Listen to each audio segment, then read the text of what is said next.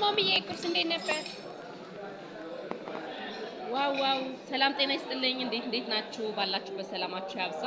እንግዲህ ዛሬ በጣም ደስ የሚል ጊዜ እያሳለፍን ነው። የመጨረሻ ቀን ነው። ዛሬ 6ኛ ቀናችን ነው። ቻይና ቤጂንግ ከመጣን ማለት ነው። 5 ቀን እየጎበኘ ነው። ገና ጎብኝተን አልጨረስነው። በጣም ሰፊ ነው። በጣም ግዙፍ ነው። ከስደት በመውጣት ዛሬ በነፃነት ቢዝነሳችን እየሰራን በነፃነት በራሱ ወጪ ካምፓኒያችን እያስጎበኘን ይገኛል። ስለዚህ እኛ ከቻለ እናንተም ትችላላችሁ።